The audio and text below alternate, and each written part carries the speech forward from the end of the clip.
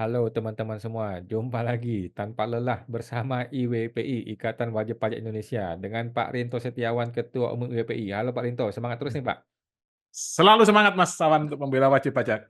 Luar biasa ya, kali ini IWPI menghadirkan langsung wajib pajak langsungnya ya dari Hmm. lapangan dengan Pak Justinus. Halo Pak Justinus, apa Ya, kabar Pak? halo Pak. Nah, Luar biasa Lalu ya, dibantu dengan Pak Rinto, luar biasa. Terima kasih Pak Justinus menghadapi sudah hadir pajak. bersama kita. Hmm. Nah, sekarang kita akan bahas mengenai email blasting, STP, dan SKP. Nah, ini, email blasting ini kan sepemahaman saya ya, kalau di negara Konoha itu, kalau hal-hal yang aneh, mistis, luar biasa, yang membagongkan, yang melanggar hukum itu hal biasa ya, sudah terjadi ya. Tetapi kan Iya, kirim STP, SKP ini biasa-biasa aja tuh Pak. Kenapa nih IWP mempermasalahkan? Apa yang salah nih Pak? iya, iya.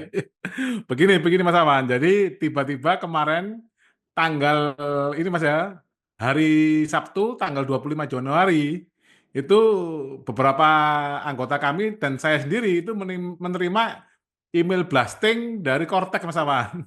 Dari sistem Hmm, Kortek yaitu berupa ada yang surat teguran, ada yang surat tagihan pajak dan surat ketetapan pajak Mas Sawan. hmm. Nah, yang anehnya ini kan dikirimnya di hari libur, Mas Awan. Di hari libur dan saya sendiri ada lima surat yang kami terima. Mas Justinus, nggak tahu ini sampai sekarang berapa Mas Justinus? Dengan hari ini sudah yang ketujuh. Ketujuh total tapi berapa Mas? Tujuh Total kali kalau 4, 28. PDF-nya 27. Nah, BDM-nya 27. Ada anggota kami juga Mas Awan yang menerima lebih dari 200 email, Mas. Buset! Satu perusahaan nih, Mas Awan. Tapi 200 email bukan berarti 200 STP ya, tetapi saling campur aduk barang yang sama dikirim terus-menerus ya? Ya, Enggak, ini Mas, ada yang kedobelan kayak Mas Justinus itu kedobelan. Jadi tiap hari dia 4 Mas, karena dia ada 4 surat teguran. Nah, surat teguran ini mulai hari Sabtu, Minggu, Senin, Selasa, Rabu, Kamis, Jumat terkirim terus Mas Awan. Jadi masalahnya apa, Pak? Nah, masalahnya ada duplikasi surat teguran nih Mas Awan dan nomornya Hmm, berbeda, surat teguran tanggalnya berbeda. Seperti itu Mas Awan. hmm, Contohnya ini saya search dulu Mas, saya kasih contoh. Nah, ini Mas Awan ya. hmm, Nah, ini saya dapat surat teguran nih Mas Awan. Nah, ini dapat surat teguran, nilainya 635 juta. Nah, ini PPN dalam negeri masa Desember 2019 Mas Awan. oke. Nah, masalah pertama Mas Awan, ini adalah nomor STP, ya STP PBB, STP, SKPKB, SKPKBT, SK Kebetulan, SK Keberatan. Nah, ini Mas khusus untuk yang ini Mas, kami sudah menerima SK Keberatan Mas, dan ini dari 635 juta kami dikabulkan menjadi 51 juta kalau tidak salah Mas Awan. Oh, sudah menang dengan angka yang menurut Bapak sudah betul? Betul, berarti ini kan nggak nyambung Mas Awan. Ini kan nggak nyambung, ini hanya nyambungnya cuma SKP aja berarti sama STP. Kalau sama yang ini Mas, SK Kebetulan, SK Keberatan, putusan banding, ini kayaknya belum belum nyambung Mas Awan. Lah ini kalau WP-nya bodoh terus dibayar, terus DJP mau gimana? Ya, ya nggak tahu itu Mas. Minta maaf aja gitu? Minta maaf. Terus ini kan berdasarkan dari Undang-Undang PPSP Mas Awan ya. Hmm, Undang-Undang PPSP, Undang-Undang Nomor 19 Tahun 2000, ini ada kepala kantor, tanggal 25 Januari Mas. Ini hari Sabtu Mas Awan. Nah ini kepala kantor Mas, bukan atas nama Dirjen Pajak lagi Mas Awan. hmm, Nah, ini ada dasar hukumnya adalah Undang-Undang PPSP. Ya, hmm. sebelum ke Mas Justinus, coba saya bahas ini Mas yang mau saya komentari adalah tentang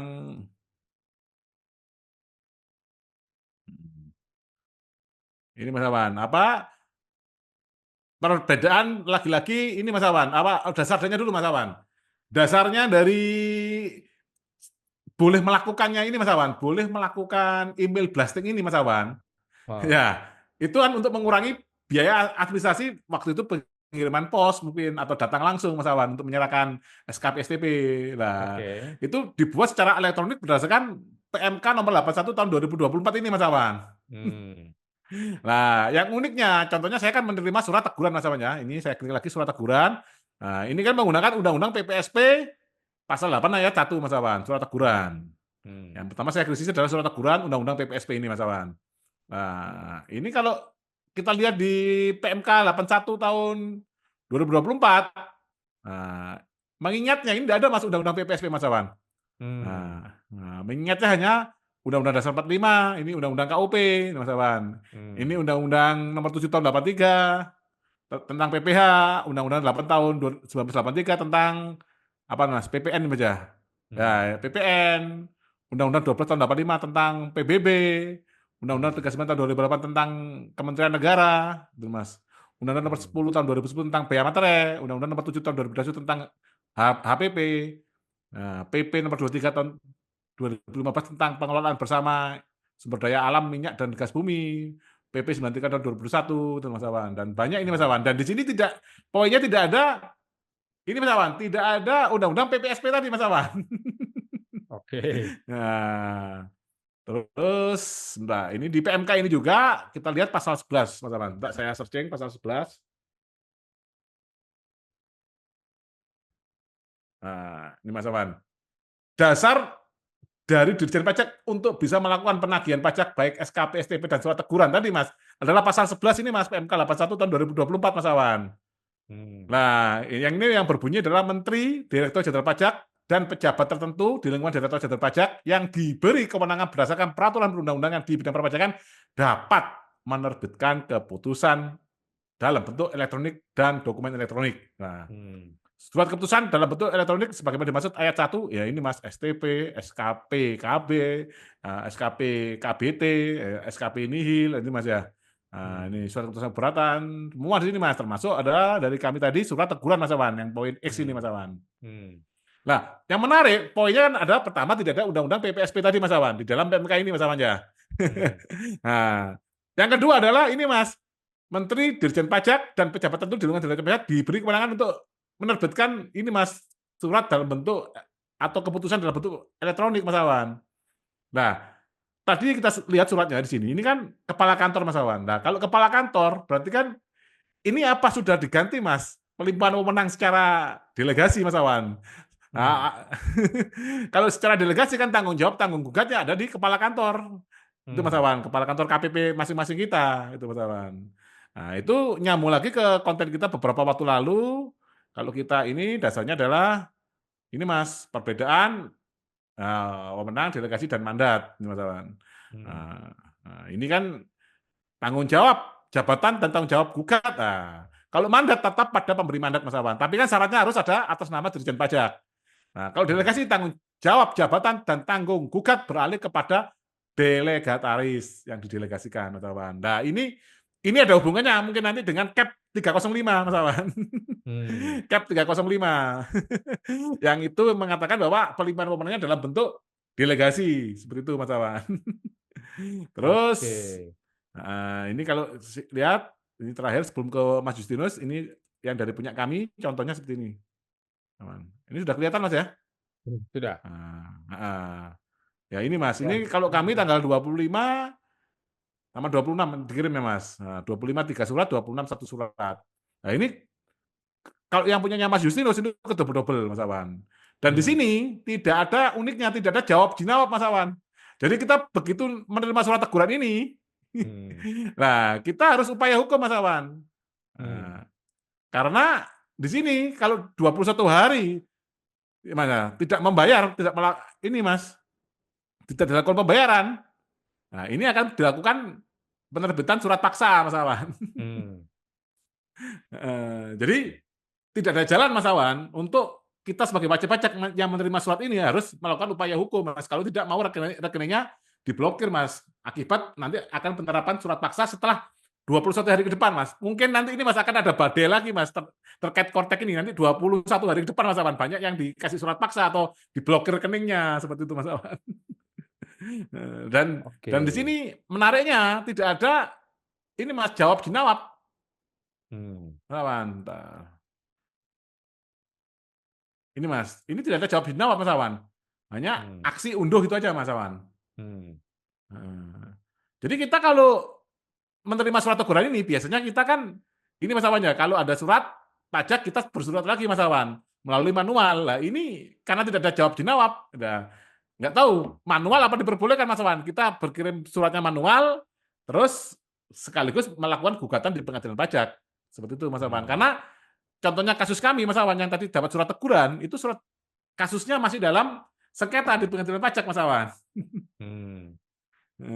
Apalagi ada juga yang keberatannya sudah dikabulkan, tapi angkanya masih angka yang lama, itu Mas Awan. Jadi sepertinya Kortek ini tidak nyambung dengan yang ini Mas, SK keberatan, SK pembetulan, putusan pengadilan pajak baik gugatan maupun banding. Kayaknya nggak nyambung Mas Awan, hanya nyambungnya ke SKP sama STP aja.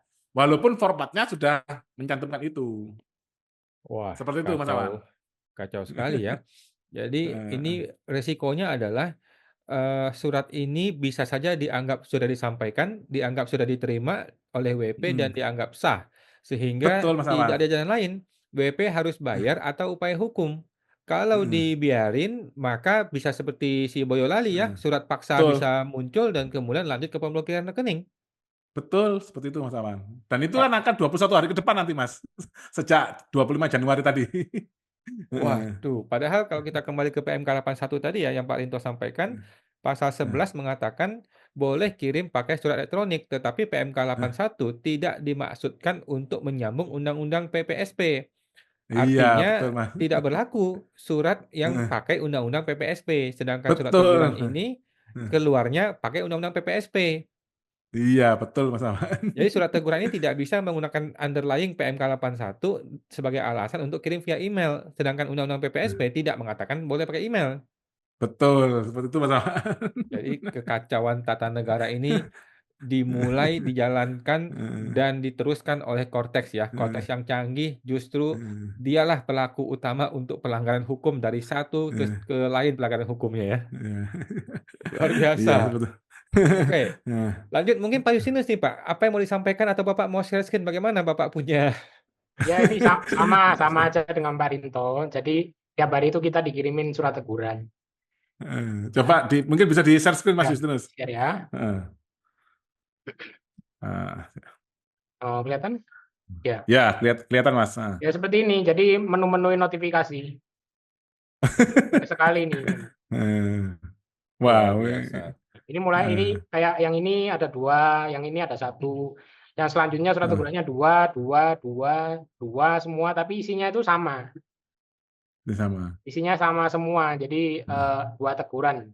Nah, itu ada prioritasnya Mas ya, ada prioritasnya high gitu Mas. Prioritas Oh iya. high.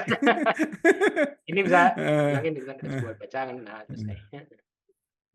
Terus yang di sini juga ada di bagian dokumen. Nah, yang ini juga ada surat teguran nih. Oh. Jadi menu-menuin gitu loh. Padahal itu yang mau sampai hari ini Mas disampaikan Justinus ya, sampai hari ini tetap terkirim terus itu Mas ya? ya masih sampai hari ini. Setiap pagi. Wah, ini kalau Mas Justinus setiap pagi Mas. Setiap pagi morning call-nya itu. Nah, ini menyambung konten kita yang ini Mas sebelumnya yang terkait dengan ini Mas, yang tadi saya sampaikan remnya blok tadi Mas. Ini kan gimana nggak ada remnya nih Mas? Seharusnya maksud saya gini Mas Awan, oke lah elektronik. Cuman tetap harus jangan diotomasi lah Mas, tetap ada kepala kantor yang punya login nah untuk menagih perusahaannya Mas Justinus di sini itu loh Mas. Jadi kan ada yang tanggung jawab Mas. Kayak gini kan kayak seakan-akan akhirnya pelimpahan delegasi tapi delegasinya pun itu mesin Mas, bukan manusia Mas. Jadi si kepala kanwil juga nggak tahu itu surat yang dikirim. Nggak tahu Mas, nggak tahu. Dia dapat delegasi, dia tanggung jawab tanggung gugat, tapi dia tidak tahu itu surat yang dikirim. Ini bukan kepala kanwil Mas, bisa kepala KPP aja Mas, kepala KPP Pratama. Lah kacau. Sedangkan di Undang-Undang Pengadilan Pajak, kepala KPP nggak bisa digugat Pak, hanya boleh menggugat Direktur Jenderal Pajak. Ya itu Mas, makanya kan aman Mas. Kacau satu negara kita gara-gara Cortex ini. Makanya itu yang saya curiga Mas, kenapa Cap 305 kan kayak disembunyikan Mas waktu sidang Mas Awan yang beberapa waktu lalu gitu Mas. Oke, nanti saya akan minta Pak Saya Cap tunjukin tersebut juga ya. ini tabelnya. Cap hantu itu mau kita mintain nanti. Nah, ini. Sudah kita minta Mas Awan. Jadi Oke. Jadi ini isinya ya nomor utang pajaknya ya cuma 2 nomor ini.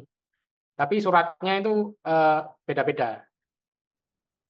Oke. Tegurannya ini beda-beda. Jadi ini surat tegurannya itu 1 hari kirimnya 2 kali.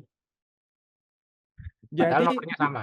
Ini nomornya sama. bisa terbit nomor STP, nomor surat yang berbeda untuk STP yang sama. Ya, Betul. betul. Betul, Mas.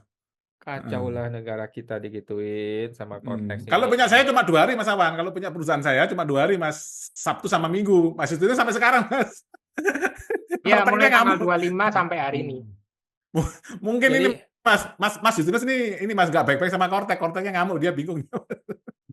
Jadi harusnya satu surat dikirim menggunakan satu STP dikirim menggunakan satu nomor surat dan satu nomor surat yang itu teruslah yang dikirim seharusnya ya. Tetapi dia malah Ya, menciptakan barang baru, menciptakan surat ya. baru isinya sama.